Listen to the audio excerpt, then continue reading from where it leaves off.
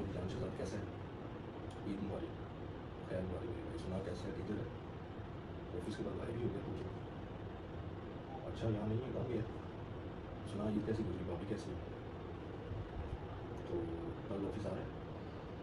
नहीं है, ऐसा नहीं कर, कल ऑफिस आ जा। मुझे पता है वहाँ तेरे घर मज़ा भी नहीं आता यार। कौन?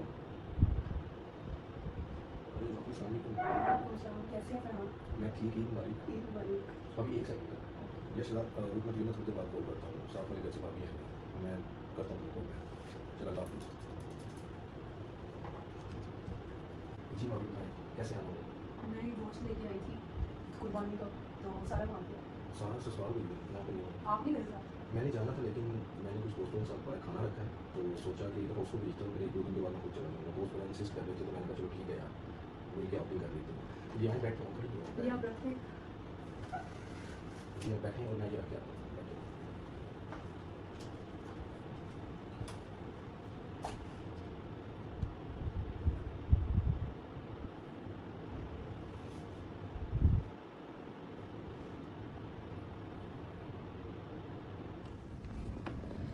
भाभी थैंक यू सो मच गोश्त के लिए। कोई मसला नहीं है। अच्छा मैं फिर चलती हूँ, मुझे बाकी घरों में भी गोश्त भिजवाना है और घर में बच्चे भी हैं, अकेले हैं। भाभी नहीं क्या हो गया, कुछ देर बैठे तो सही, बाहर गर्मी है, सांस तो ले लें फिर फरहान हम। में चलती, तुम्हें पता है कि गोश्त वगैरह सारा समेटना है और काम काफ़ी ज़्यादा है घर में, वो सारा खुद ही देखना है मैंने। चलिए थोड़ी देर बैठ जाए, फिर चले जाइएगा, कोई नहीं, क्या हो गया, बैठ जाए थोड़ी देर। मैंने वैसे भी आपसे बात करनी थी, अच्छा हो गया आप आ गई हैं, नहीं तो मुझे आना पड़ना था। तो खैर आज मौका भी है, ईद भी है, तो मैं आपसे बात कर ही लूँगा। क्या वो सब खैरियत है? सब ठीक है, आप बैठे बस आराम से। वो सुनाए घर में सब ठीक ठाक है? हाँ घर में सब ठीक है। आपके हस्बैंड ठीक है, बच्चे ठीक है? जी सब ठीक है। और क्या चल रहा है, ईद पे कहीं गई नहीं है, घर में ही है? नहीं ईद पे तुम्हें पता है कि घर में वैसे इतना काम होता है, कहीं जाने का टाइम ही नहीं मिलता। वो भी आपकी बात ठीक है, कुर्बानी है और फिर आपने कुर्बानी भी की है। मैंने भी गोश्त देने आना था लेकिन आपको पता है सारा चली गई है घर अपने, तो वो सारा गोश्त फ्रीज़र में पड़ा हुआ है, तो मैंने यही आपको सोचा उसके है। साथ जाना चाहिए था ना। भाभी मैं क्या करूँ, मैंने उसके साथ जाना था लेकिन दोस्त भी इंसिस्ट करते हैं, आपको पता है ऑफिस का और ये सारा, फिर उनको भी मैनेज करना पड़ता है, दोस्तों को भी पीछे नहीं छोड़ा जाता। तो खैर मैंने आपसे कुछ बात करनी थी, एक्चुअली मैं सारा ने बेसिकली करनी थी लेकिन मैंने सोचा कि मैं खुद ही कर लूँ और उसको मैं ही बता दूँगा। भाभी एक्चुअली मैं और सारा जो है ना वो आपको लेके थोड़ा परेशान है। मुझे लेके? जी आपको लेके, चूँकि आप जानती हैं कि आप सारा की कॉलेज फ्रेंड भी रही हैं और सारा आपसे प्यार भी करती है, तो वो परेशान होती है तो मैं भी परेशान हो जाता हूँ। असल में बात ये है, मुझे नहीं पता कि आपको शायद बुरा लगे या ना लगे, लेकिन मेरी जो है जज़्बात को समझने की कोशिश कीजिएगा। आपके घर से ना रोज़ लड़ाई की आवाज़ें आती हैं, मार-पीट की और बच्चों के रोने की, आपके रोने की। तो सारा इस चीज़ को लेके बड़ी परेशान है और लकीली हम साथ-साथ रहते हैं, एक ही दीवार का फ़र्क है।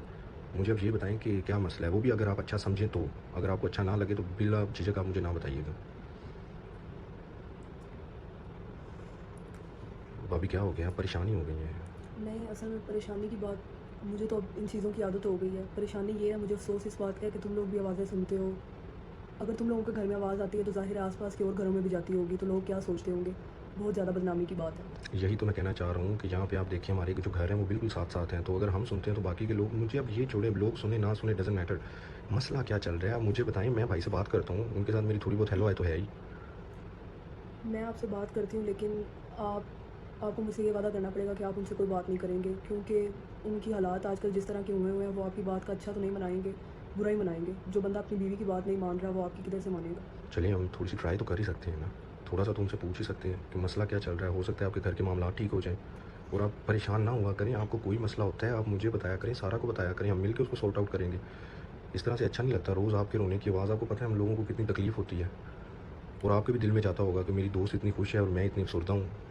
असल में हमारी शादी को थोड़ा ही टाइम हुआ है, लेकिन ये है कि स्टार्टिंग में इस तरह का कुछ भी नहीं था। और शायद आपको ये बात पता हो कि मैंने इस बंदे से लव मैरिज की थी। जी, जी, मुझे पता और है। मैंने सारे घर वालों के अगेंस्ट होकर इस बंदे से शादी की थी। उस टाइम पे घर में कोई भी खुश नहीं था और भी बहुत सारे प्रपोजल आए थे, लेकिन ये है कि मैंने ज़िद करके इसी बंदे से शादी की थी। लेकिन मुझे नहीं पता था कि ये बंदा एट द एंड आके मेरे साथ ऐसा करेगा।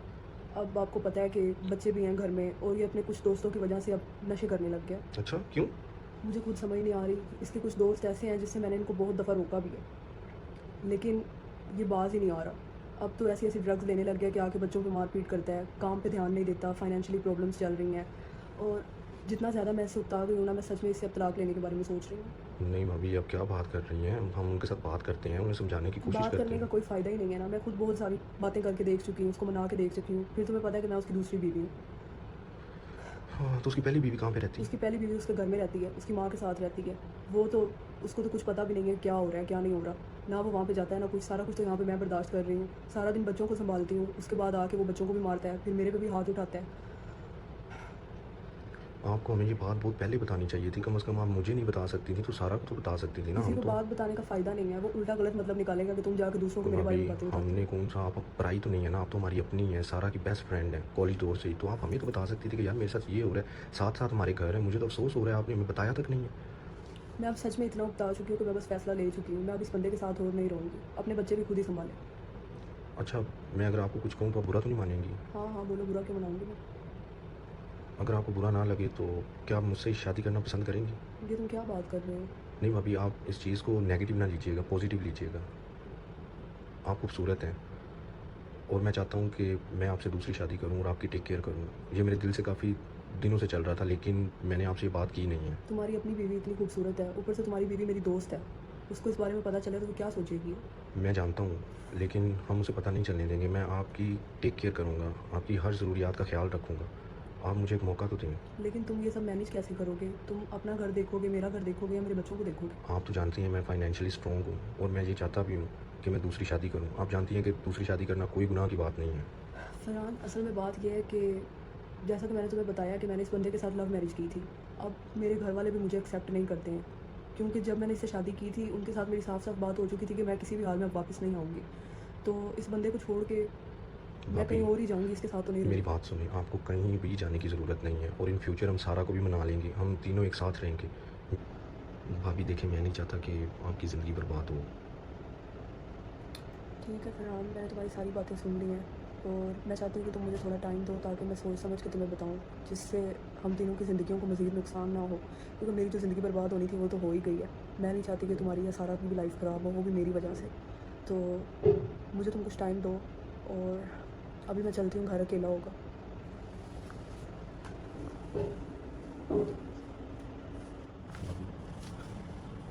फरहान, ये तुम क्या कर रहे हो?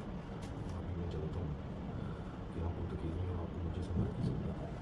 मैंने तुम्हें किसी भी चीज़ से मना तो नहीं किया। मैंने तुम्हें कहा मुझे सोचने के लिए थोड़ा सा टाइम दो। भाभी मैं आपकी आंखों में देख सकता हूँ कि आपको मेरी ज़रूरत है और सच में मैं आपके हर चीज़ का ख्याल रखूँगा। मुझे आप मुझसे मोहब्बत करने देना। मैं जानता हूँ कि आप ये चाहती हैं।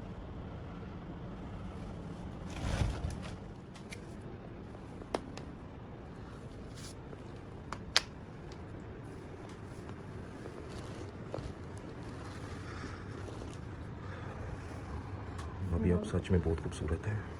तुम अभी मुझे वापस जाने दो, मैं तुम्हें बाद में मिलूँगी। अगर सारा आ गई तो फिर? भाभी इससे अच्छा मौका हमें नहीं मिल सकता। वो भी घर में नहीं है और उसने 2 दिन के बाद आना है और उसको लेने भी मैं नहीं जाना है। मेरे बगैर वो कैसे आ सकती है?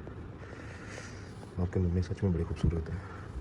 मैं आपकी आंखों में देख रहा हूँ कि आप भी छुपवाना चाहती हैं मुझसे। क्या ऐसा नहीं है भाभी? मैंने 2-3 माह से सेक्स नहीं किया, तुम मुझे इतना मत तड़पाओ। तो भाभी आप मुझसे कर लेना सेक्स। आप मुझे इजाज़त देंगी तो मुझे ज़्यादा मज़ा आएगा। क्या मैं आपको छोड़ दूँ?